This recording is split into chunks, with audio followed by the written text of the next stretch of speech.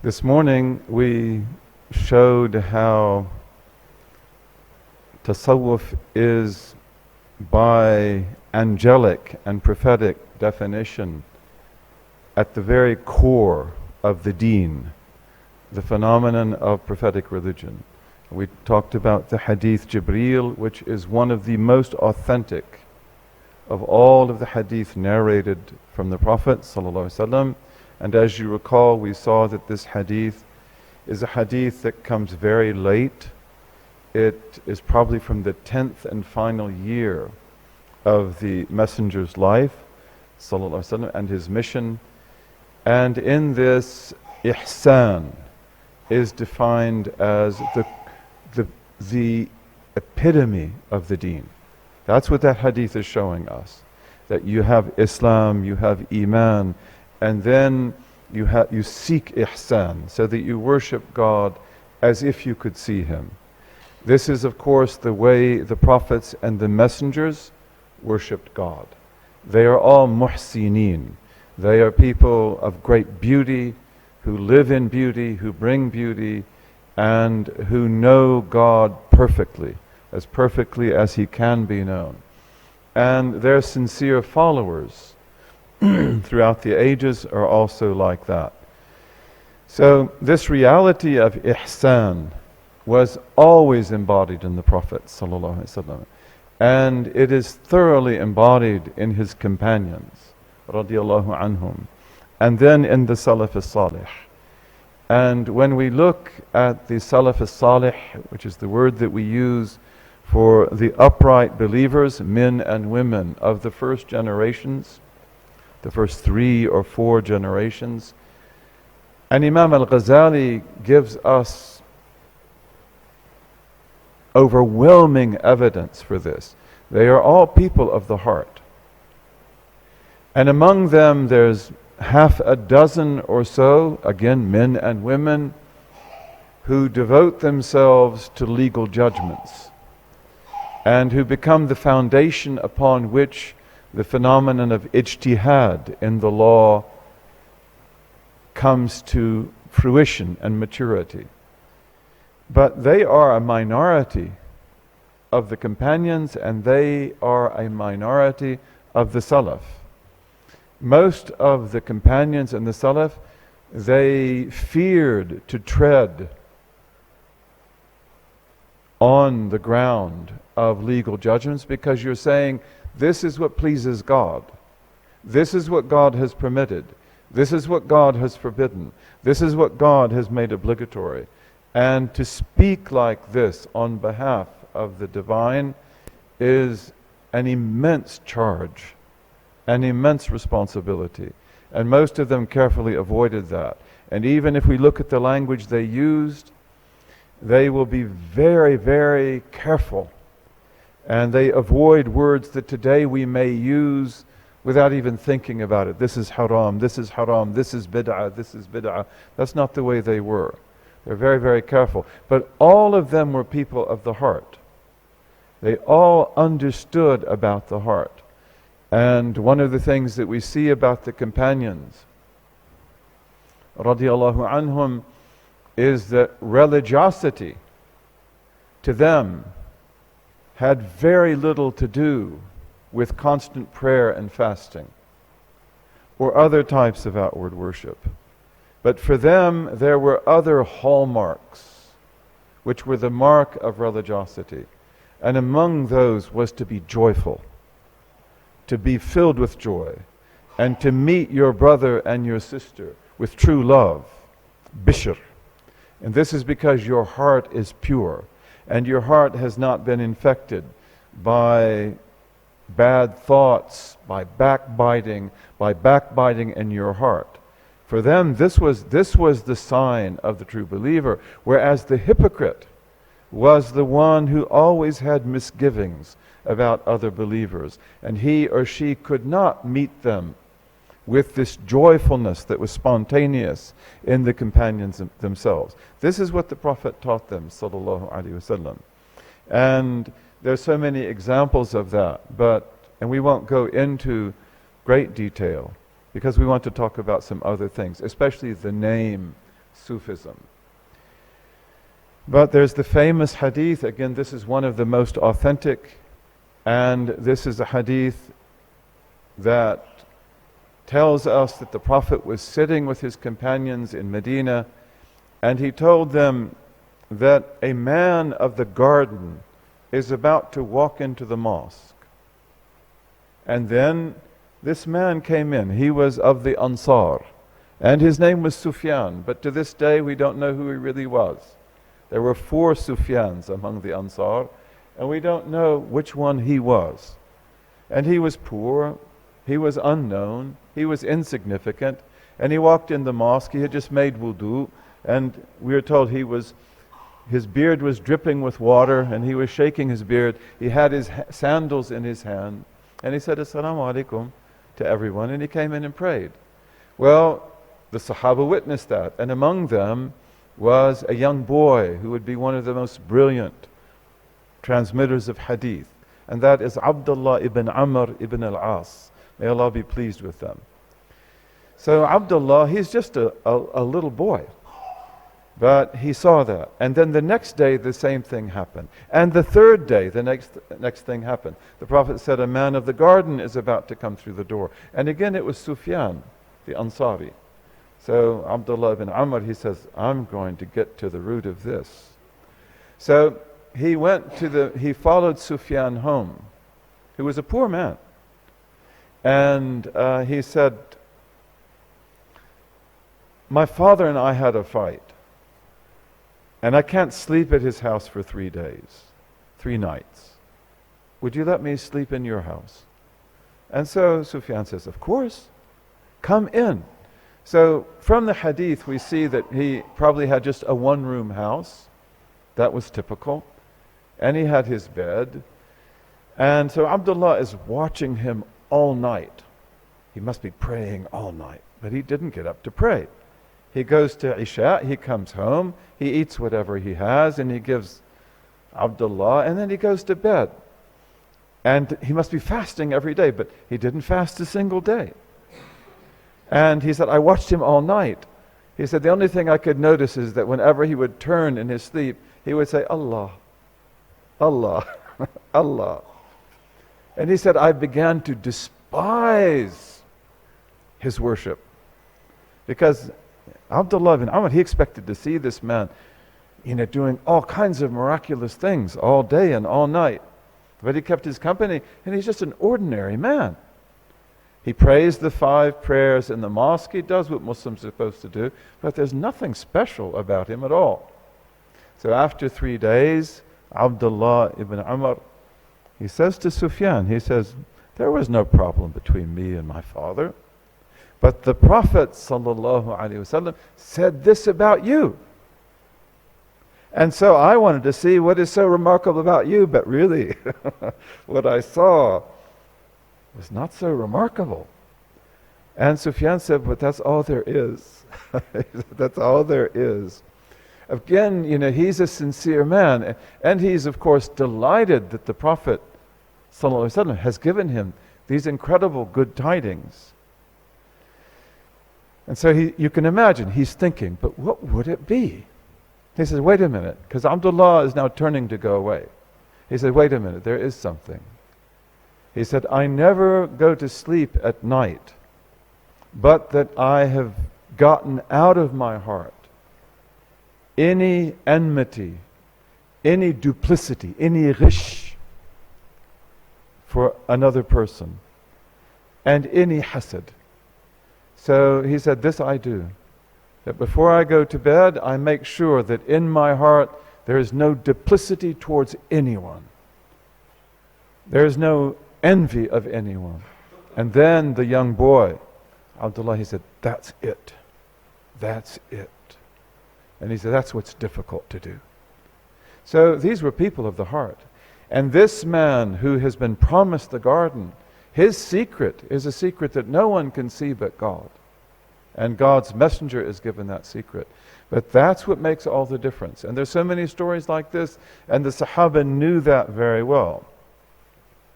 We're told the story of a woman in Medina who prayed and prayed and prayed and fasted and fasted and fasted. But she was extremely sharp with her tongue, and no one escaped her tongue.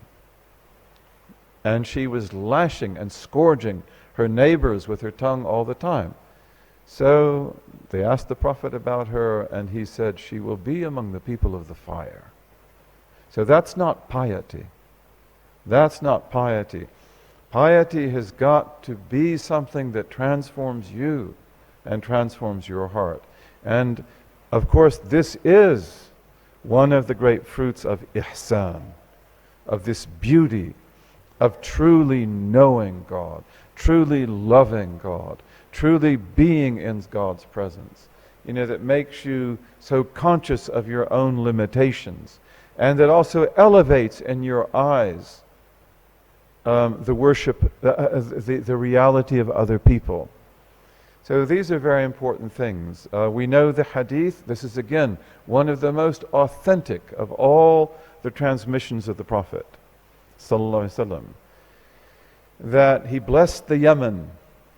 Even in Arabic, the word Yemen, which means the south, it means also Yuman, which is barakah, blessing. It's always associated with blessing. And the Yemen is said to be the homeland of the Semites. The Semites come out of Arabia and they disperse throughout Arabia, but many people say they all go back to the Yemen. That's where they all originally come from. The Yemen is a blessed place, and one of the realities of the beautiful people of the Yemen, may God protect them in this time and set them right, is they never disbelieved in a single prophet or messenger, ever. That's one of their prides. The Prophet said, God bless the Yemen. And he said also that Iman is Yemeni, that faith is Yemeni in its spirit. And he blessed the Sham, which is Greater Syria, Palestine, Lebanon, what is today Syria and Jordan. And there was a man there from Nejd. Nejd is the plateau region of Central Arabia. And he said, bless the Nejd. And the Prophet, who's very polite, said nothing. And the Najdi said again, bless the Nejd. And the Prophet said nothing. And he said, bless the Nejd. And the Prophet again said nothing. And then the Prophet said, sallallahu alaihi wasallam, if it were not for two signs that arise there, being the sun, because he's in Medina, so the sun will rise over Nejd, and the full moon, I wouldn't look in that direction, because that is where the two horns of Satan will arise. The movement of Muhammad ibn Abdul Wahhab is a Najdi movement. And the Khawarij, who are the first major test to shake Islam to the root, are also a Najdi movement. So the Prophet said that that's where the horns of Satan will rise. That's where Riyadh is. That's the capital of Saudi Arabia. So anything that comes from Nejd, you want to be very careful about it. We have to be very cautious about it. This is an absolutely authentic hadith.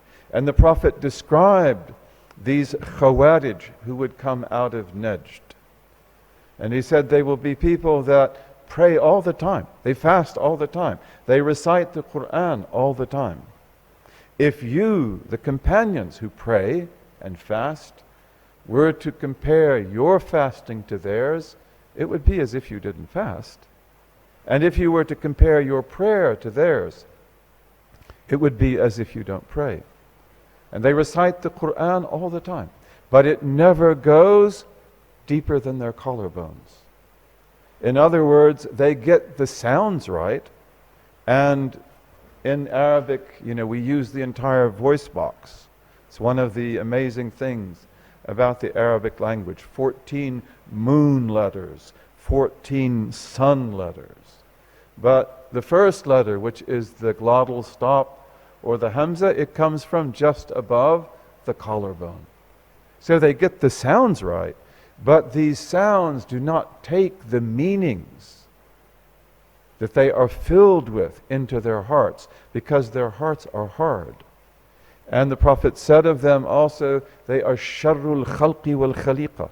They are the worst of all creation and all created beings. So these are all warnings in context that, if you want the way of God, there can't be any ego involved in it. There can't be any fanaticism in it. It's got to be rooted in the purity of the heart. And that's the way the companions were, and that's the way the Salaf as-Salih were. And therefore they were people of ihsan. And yet, what do they call that phenomenon? In early Islamic history, it's well known, especially by the time of the 4th century, the 300s, the 900s of the Common Era, that the word Sufism had spread. Some people say that it probably spread popularly. It probably was just a popular word that people liked and they used. By the 4th century, this word had become a universal word in the Islamic vocabulary, but many of the great Sufi masters, they said Sufism was a reality that had no name. And now it has become a name that has no reality. These are the kind of paradoxical statements that they love and they make, and in them there's always a warning. But in any case, we want to talk a little bit, about, this beautiful word. And it's very important for us to take interpretive control over our reality, our religion. We don't leave that to other people to do. In that process of taking interpretive control, it's very important for us to get vocabulary right. And one of the great distinctions of Islamic civilization is that we were people who were very conscious of words, and we were very careful how we used them. We defined them carefully, and we used them, with great care. We need to do the same thing, but we've also got to make sure that certain words are not sullied. Today, for example, in the West, the word Sharia, which is one of the most beautiful words that there is. The Sharia is the pathway that leads you to water, that gives you life. It is the word that we use for the prophetic law. It's a beautiful word. And then we have other words that come under it. But we've got to make sure that we use that word and we love that word and we protect that word. And we don't allow journalists and others to vilify it, as is being done today, to undercut whatever we have. And of course, jihad is another word like that, and we could think of others. But the attack on the Sufi legacy, this has been one of the most poisonous tendencies among Muslims of the last 200 years in particular. And of course, it's not universal. And, Muslims have never ever concurred on that as a whole. But it's very important for us to understand that Sufism is a beautiful word. And we've got to use it because this word did become one of the most basic words of our tradition. And when we open the books of our tradition, we will always find references to Sufis and to Tasawwuf and so forth. And we can't be shocked by that. One of the things that the Wahhabi movement has done and its various Salafi branches over the last 200 years in particular is to create an allergy towards this word among many Muslims. And you see that in many parts of the Arab world. It's not universal in the Arab world by any means. But in many parts of the Arab world, if you say Sufi, then it's almost like a profanity. Nothing else can be said that's good. If you associate a man or a woman with Sufism, then basically they are ostracized. In the United States, we have unfortunate examples of misguided communities infected by the Salafist and the Wahhabi ideology, who have been told that certain brothers of ours, I could mention their names to you, and you'd know that they're really good people. There's no need to mention their names. But they go into certain areas, and then it is said in the local mosques that he's a Sufi. And so he's not invited to come, nor is he invited to come back. One of our great budding scholars, again, there's no need to mention his name, was invited to come to a mosque in Chicago. And so the slander that was spread against him to try to keep him from coming, for fear that he might eclipse some of the people that were there, they're the ones who actually spread the slander, was that he's a Sufi. And so immediately, oh, well, there's questions about his aqeedah. No, there's no question about this aqeedah. If he's a real Sufi, then his aqeedah, is the way it ought to be. So this is one of the things I think that we want to be very clear about, that we must use this word respectfully. We use it the way that they did. We got to emphasize the fact that the Sufis were always their greatest self-critics. So just because someone raises the banner of Sufism, it doesn't mean that they are going to acknowledge their rectitude or their piety, because Sufism also has certain standards that it has to hold to. The Sufis were very, very critical of people and their own ranks and of themselves. But it's very important for us, to restore this word. And a lot of times you will hear people ask the question, but, where does the word come from? It's not mentioned in the Qur'an. It's not mentioned in the Hadith.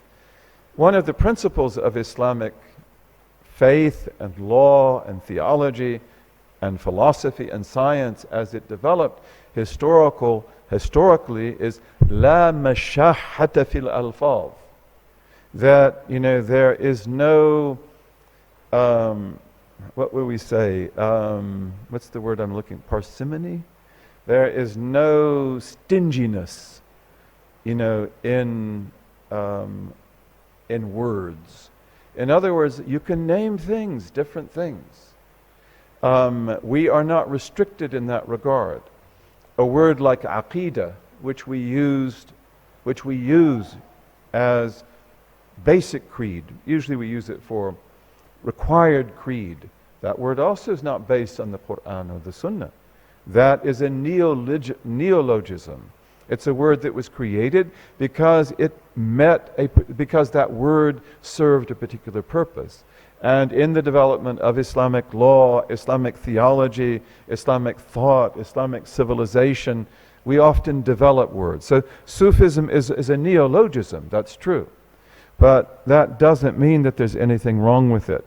And let's take a look at that word and its background just a little bit. First of all, as we saw from Hadith Jibreel, the phenomenon of Tasawwuf, the phenomenon of purifying the heart and being the best that we can be, and worshipping our Lord as if we could see Him, that is something that is rooted in the prophetic legacy.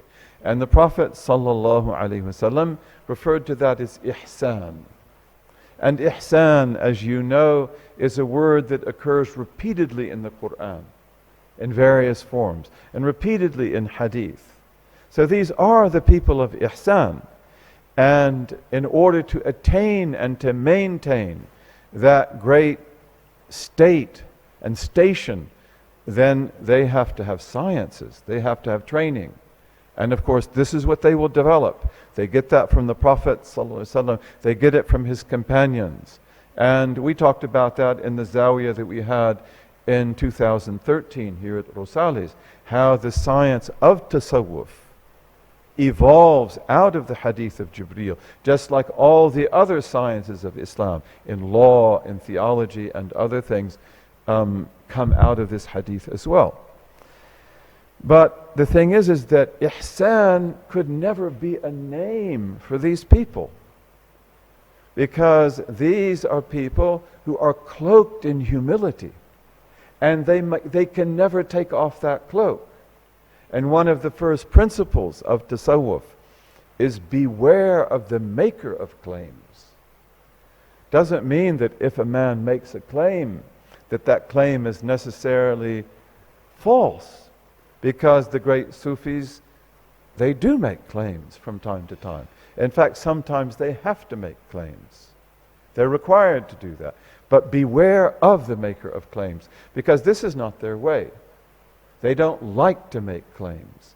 And they like to shroud themselves and hide themselves in the cloak of hiddenness and humility. It is said that الظهور من حق الأنبياء والخفاء من حق الأولياء, that appearance, being manifest, is one of the duties or the rights of the prophets. The messengers and the prophets, they couldn't hide the fact that they were messengers and prophets, and they had to tell the truth about God. This is the reason why many of them were persecuted and killed, because they said things people didn't want to hear. And we have to remember that many of the people who persecuted and killed the prophets in the past did it out of self-righteousness, because the prophet would tell them things that they did not want to hear. And therefore, in attacking that prophet, they attacked him as a false prophet. That's the way many of them were killed. And as we said before, in our tradition, those who reject the awliya, their hearts are identical to the hearts of those who killed the prophets in the past. But you can't use that name ihsan, because then you won't be a muhsin. We can't say, we are muhsinun. We are people of ihsan, because once you say that, you cease to be one. The path of ihsan is the path of the awliya. It's the path of the friends of God, the saints, those who are closest to God. Again, if we were to diverge a little bit, the saint in the Bible is Qiddish, which in Arabic would be Qiddis. Qiddis, it's the person who is muqaddas. In other words, they are absolutely holy. They are purified by the name of God the Holy. They have in them, no trace of anything defective. And it's very difficult to be a Qiddis. That's a very high level. So sainthood in the Bible, like so many things in the biblical tradition, has a very high bar, very high standard. Whereas in Islam, this is again one of the mercies of God, and it's a reflection of the beauty of that early community. The bar is quite low.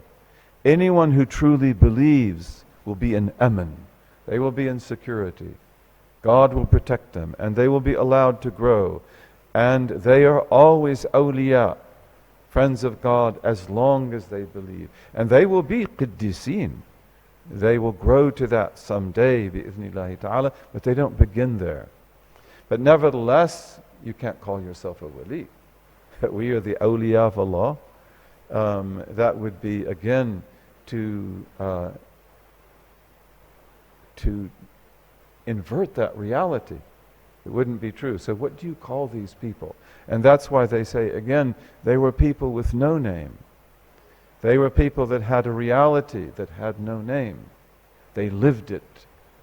They loved it. They transmitted it. They spread the religion.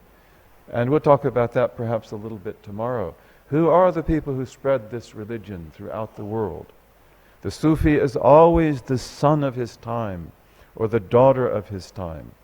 One of the great awliya of North Africa, Ibn Ulaywa, Ibn Alawi, he says, don't expect the wali of the 19th century to speak the words of the 20th century. And don't expect the wali of the 20th century to speak the words of the 20th century, 21st. They speak to their time, but they do speak to their time, and they do that very effectively. And there's so many stories, we don't want to take up time. Again, Jalaluddin, Maulana Jalaluddin Rumi is one of the epitomes of that. Because, to know him, you must know his time. And you must know that he spoke to his time. He spoke to his people. And he came just before one of the greatest disasters that would ever occur in Islam, which was the Mongol invasion. And he prepares people to continue this faith and to spread this faith, for the centuries that come after that. So he belongs to his time. And the more that we know about his time, the more that we understand about him. The Sufi always speaks about his time. One of the amazing things that intrigued me was, how did Islam spread to Indonesia, especially to the island of Java, the beautiful island of Java. And in Java you had a really amazing Hindu-Buddhist rice culture, and very worth studying, by the way. Very amazing. And so who are the people who bring that beautiful message to Java? Well, they are the Wali Sangho, the 9 saints, the 9 awliya.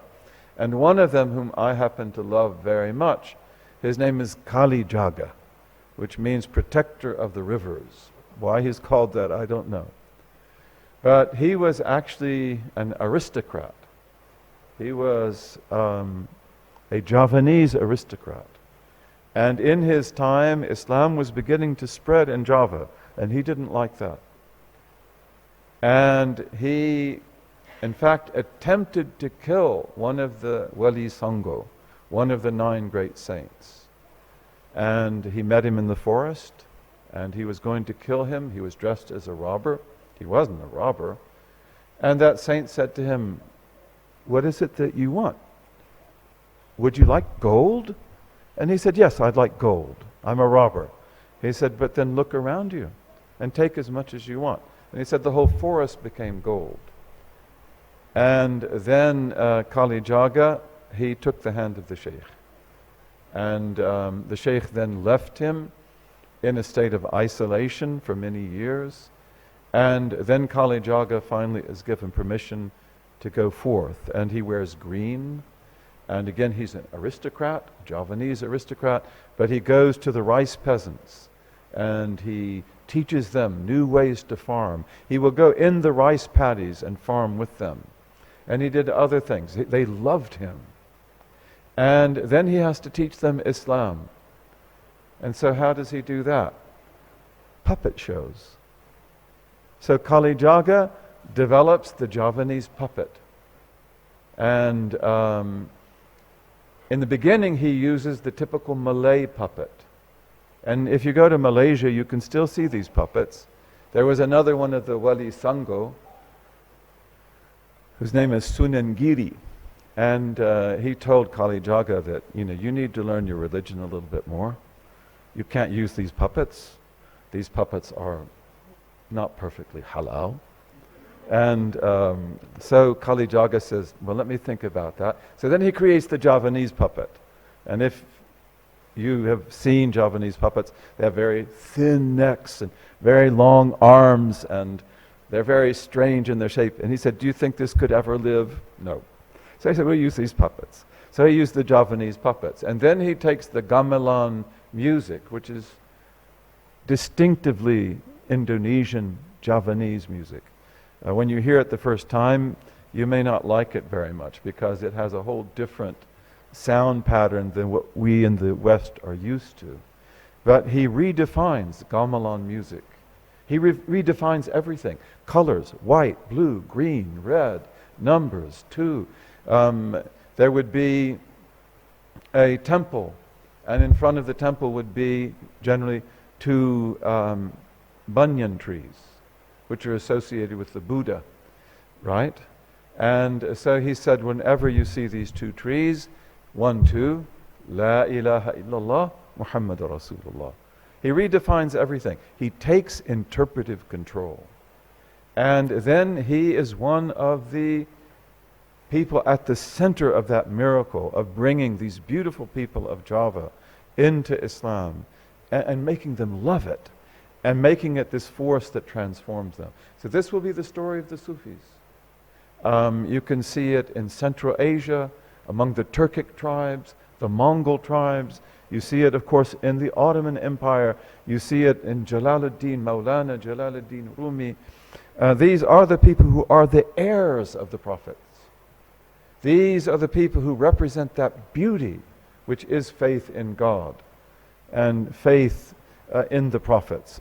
But again, they can't call themselves the heirs of the Prophet. They can't call themselves the awliya. They can't call themselves the mukhlisin, the sincere ones, or the sadiqeen. They can't call themselves the muhsinin. So what do they call themselves? And I don't think that was necessarily a big problem for them, because they're quite glad not to be called anything but just a servant of God, hopefully. But in any case, one of the things about the word Sufi as it develops is that it becomes really just about the best word you could have, because nobody knows what it means. And when we look at the word Sufi, some people say, like the late Martin Links, may God have mercy on him, Abu Bakr Sirajuddin, he says, well, we could say the woolen ones. They're woolen, from wool, you know, although many Sufis didn't wear wool. But Suf, wool, that would be the most obvious etymological root, but it's probably not the root. Some people might say it's from Sophia, which is the Greek word for wisdom, love of wisdom. Some people have said it's from Suffa.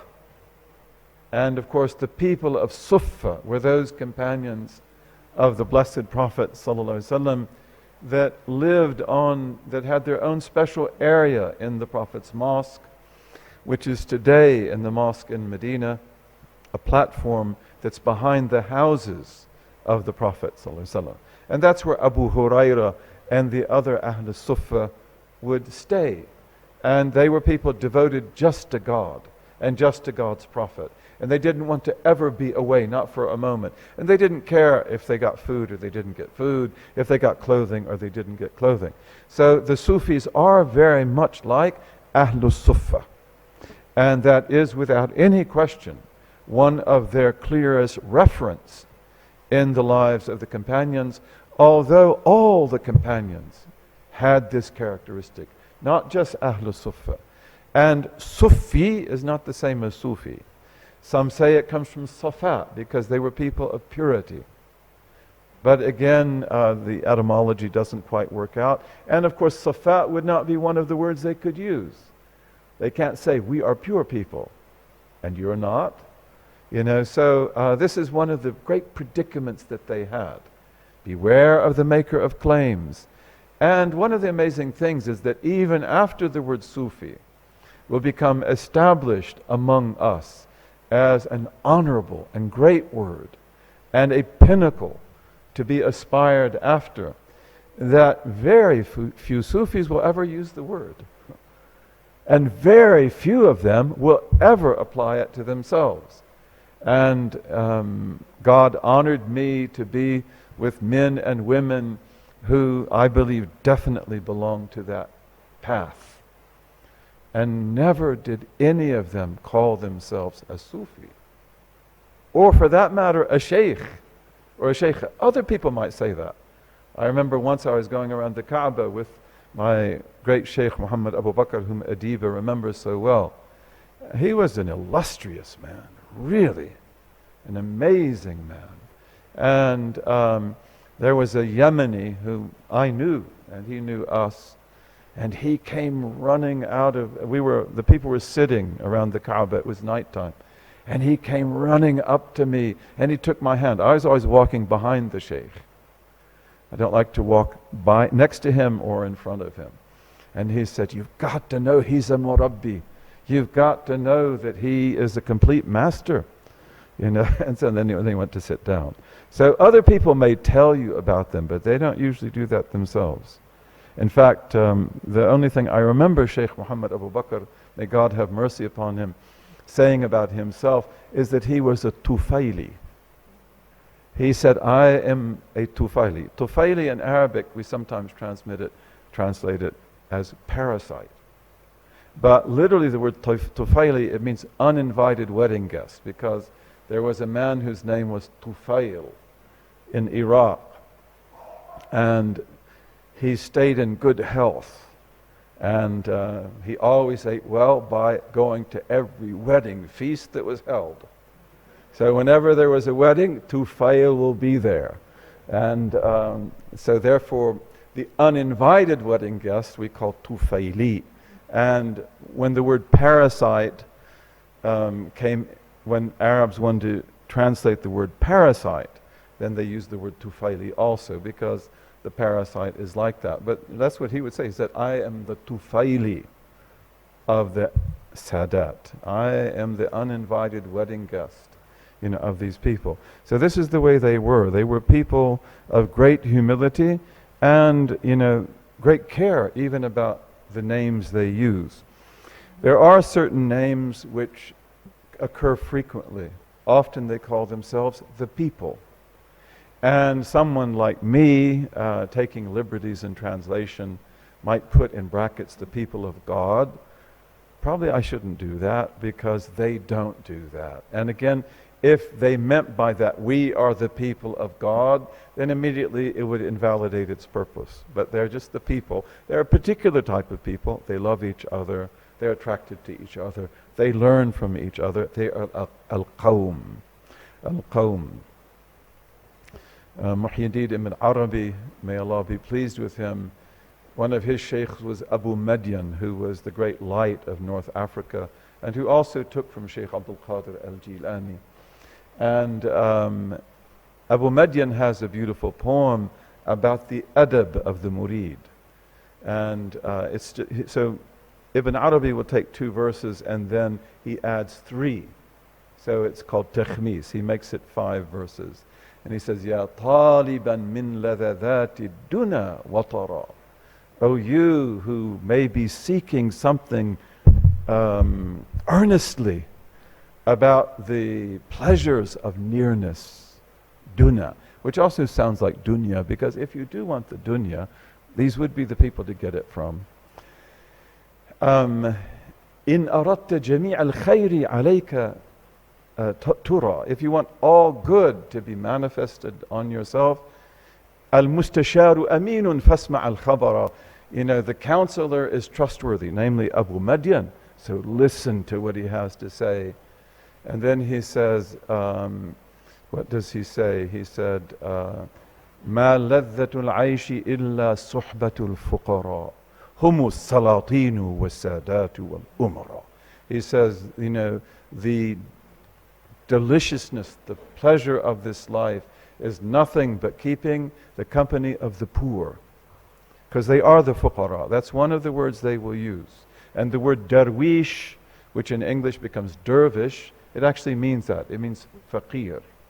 So that's one of the words they will use for themselves. They want to be fuqara. They want to be people whose contingency and whose dependence upon God utterly is manifest in everything they do, every breath they take. So he said, if you want to have pleasure in this life, then keep the company of the fuqara. And this would be Jalaluddin al-Rumi. And this would be Shams al-Tabrizi. And this would be Jalaluddin's father. And this would be Abu Yazid al-Bistami and al-Junayd and all, because this is the quality they always have. That quality of faqr, of essential poverty, which our brother Sidi Muhammad Isa Wali talked about beautifully in the poem that he gave us today. This is always their characteristic, this faqr. But he says, Humus salatinu was sadatu wal umara. They are the sultans. They are the lords, and they are the princes. Even though they might dress in rags, and even though They might be pushing a fruit cart down the street that they sell from. But if you were in this world and you wanted to get ahead in this world, and the Sultan loves you, or the Sayyid, the head of the people, loves you, or the prince loves you, then you'll probably get what you want. They're generally very generous with the people they love, but that they are the sultans, not the worldly sultan. They are the Sadat, they are the masters, and they are the Umara, they are the princes, because all creation goes around us, around them. And as our dear brother Shams, may Allah bless him, showed us today, this incredible symbolism of the Rumi experience, because this was his hal. He didn't develop this. This is what he did. This is what Allah made him do in his ecstasy, in his realization, as if he's taking down these blessings from heaven and he's distributing them to the earth. But this is what they do. So in any case, they are the people. They are the people. One of the most common expressions that's used for them is that they are the people of Tawheed, the people of God's oneness. And they do often refer to their group that way. They would again be very careful about calling themselves that personally, but they are the people of Tawheed. And their Tawheed is the real Tawheed. And as our brother Sheikh Muhammad Isa Wali said today, the Aqidah, the belief of Rumi, is clearly orthodox. Okay, they have a very orthodox, and that's the foundation that they build their lives on. The Shaykh al-Akbar, who is really, what many people say, the blessing of Rosales is his blessing, because he was born not far from here. There are people that have had amazing spiritual openings here at Rosales, where they actually saw the Shaykh al-Akbar, coming out of the greenness of the spring growth. So this is his land. This is where he is from. But in the beginning of his Futuhat Makkiyah, he gives his Aqidah. He says, I want you to know this is what I believe. And it is a thoroughly orthodox, thoroughly acceptable theology. And he said also, I want you to know that whatever I say, don't think I've ever departed from this, because I have not. Whatever I say has got to be understood as resting on this foundation. It never contradicts it. It explains it. It fulfills it. So they are the people of Tawheed. And they are the people who, the science of Tawheed to them is not just a theology. It's an anthropology. It's a sociology. It's a culture. It's a way of life. And Tawheed for them means to relate everything back to God. In the poem that our brother Sidi Muhammad gave us just a few hours ago, Imam Rumi talks about the mole and the beauty of the mole. And moles are not beautiful, but on the beautiful face they are. And that even if you look in ugly things, you can find beauty. So they relate everything back to God. And they do this not just as an intellectual or spiritual habit, but they see it. They see how all creation glorifies the greatness of God. Again, Abu Madyan, this great master who lived across the water, he says, "Man la wujuda li dhatihi min dhatihi, fawujuduhu lawlahu aynul muhali." So he says, that which has no existence, from its essence, for its essence, you, me, the trees, all these things that Rumi says, Allah bless him and give us his blessings, are painted on these oceans of non-being by the Creator, who creates from nothing in every moment. So he says, that which has no existence, from its essence, for its essence, like me, my glasses, this, you, the tree, the clouds, the mountains, its existence if it were not for Him, God, who has necessary being and who is the real and the wonder of wonders, would be the very essence of impossibility. Everything finite points to the infinite.